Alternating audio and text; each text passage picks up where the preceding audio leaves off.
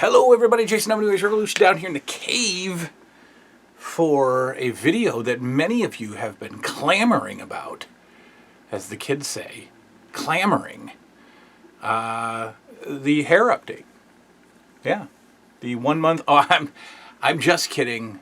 I'm just kidding. That we don't talk about that till February 1st. That's right. The 1 month of hair growth. No, tonight is a video that nobody's talking about. It is the conclusion of round 2 of my favorite LJN wrestling superstars, a figure, a contest, tournament. Tonight, 4 more matchups, and that is it. 4 matchups, and then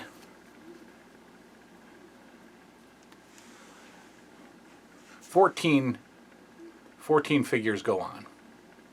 14 figures go on. Here we go. Kicking off round 2, the final matchups of round 2. We've got Bret the Hitman Hart taking on Terry Funk. Now, unfortunately, my man Ball over there in the UK has said, if Bret Hart doesn't go on, we are through. And Ball has been in my life for 6 months. So he's a very important friend of the channel. And so we got to think this through. We got to think this through because I could lose Ball or I could keep Ball.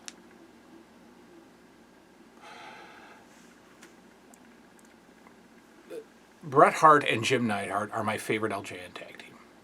Okay? Even though I use the British Bulldogs all the time, and there's a fun story behind the British Bulldogs. There's also a fun story behind the Hart Foundation. On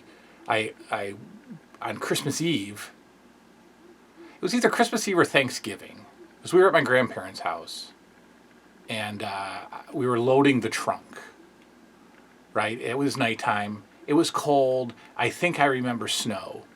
So it could have... See, back in 1987, 1988, we had snow in the East, in Western New York. We had snow.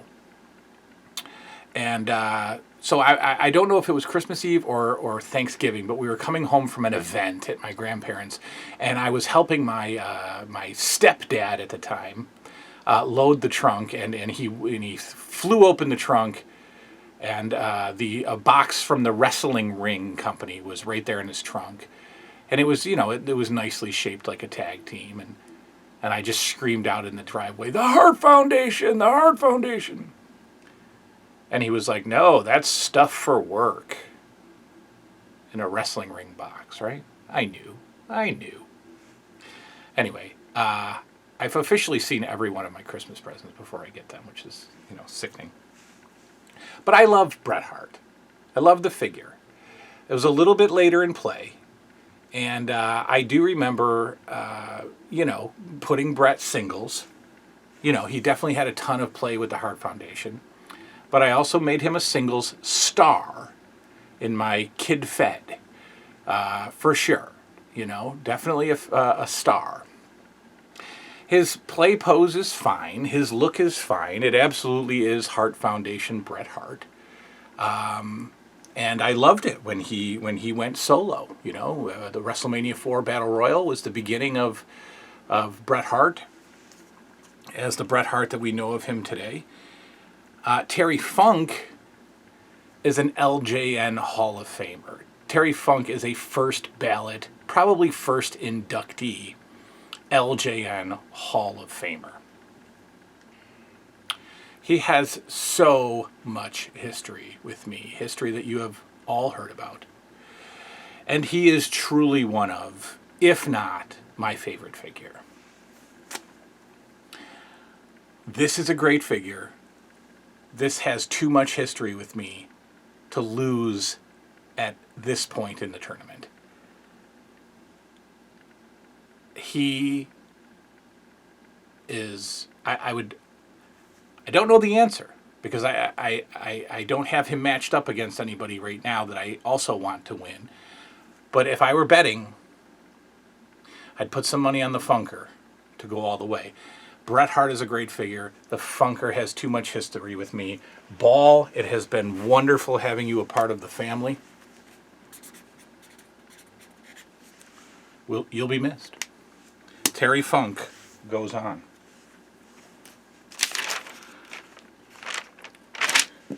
Ricky the Dragon, a steamboat, takes on Billy Jack Haynes, or as Bobby Heenan would call him, Billy Jerk, which is, you know, so basic and 8 years old, 8-year-old humor, but so good. Billy Jerk Haynes against Ricky Steamboat. You know, Billy Jack got into the second round because I think I forget who he took on. I forget, but he, you know, he made it into the second round because he had probably a much weaker opponent. This is a fine figure. It's a fine pose. It's a great pose for play. It's got a great accessory. You know, it's got, like I said, the tattoos, all green tattoos, which is interesting. You know, Oregon everywhere, all over the figure. It's a great figure. I just don't care. I just don't care about Billy Jerk, right?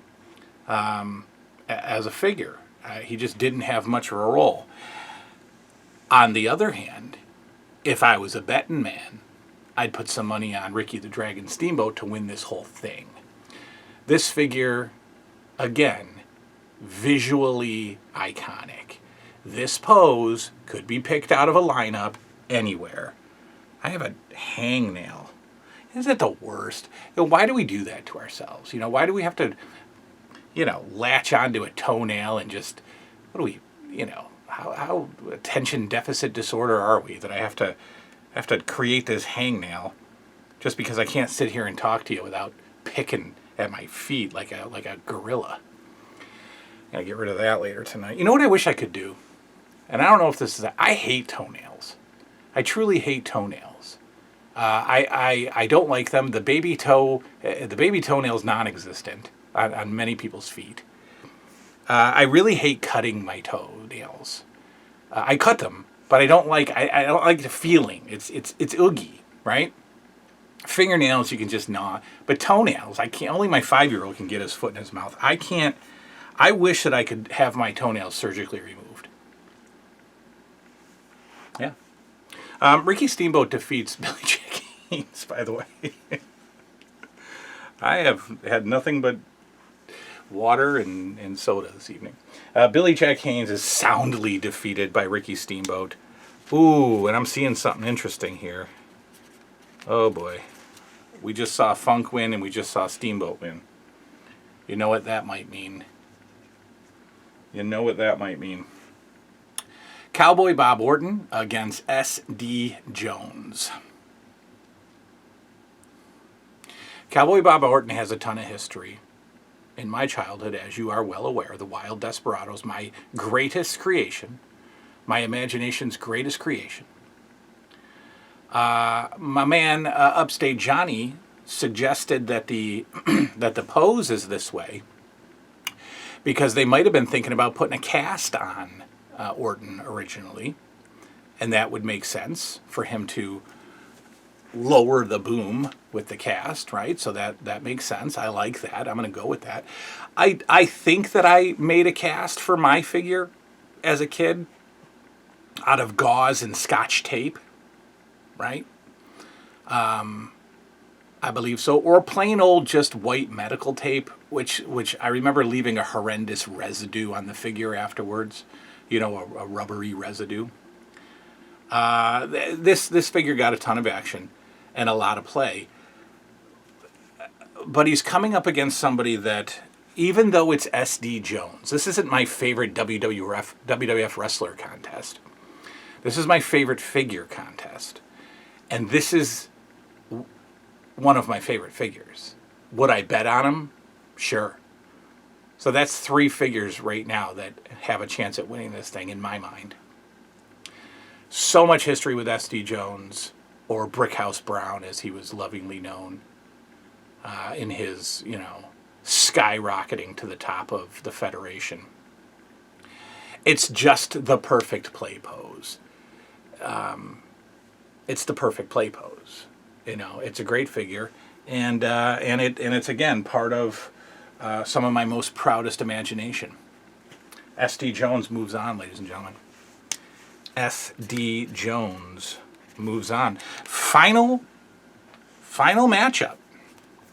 Two underdogs. Two number 14s getting in, right? Kamala and Coastal Carolina are in the big dance. Now, Ted Arcidi and Kamala have made it in. One of them is going to the Sweet 14. The Fab 14. Oh, no, that's Fab 4. The Fantastic 14. One of them are moving on.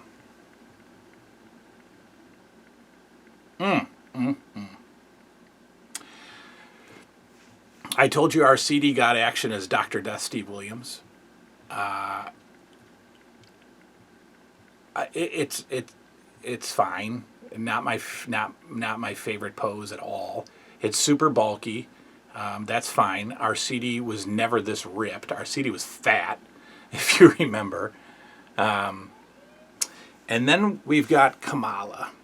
Kamala was a much appreciated, much used figure back in the day. Because my camera is running out of time, Kamala defeats Ted Arcidi and moves on. Let me see if I can get all this in. Your third round action looks like this. Jimmy Snuka versus Kamala. Hulk Hogan versus SD Jones. Iron Sheik versus Ricky Steamboat. Greg Valentine versus Terry Funk. Beefcake Savage. Race Bruno and JYD Morocco. Camera's going to die. Those are the third round matchups. It's getting interesting. Here we go. The third round is upon us. We'll start that this weekend. Good night now.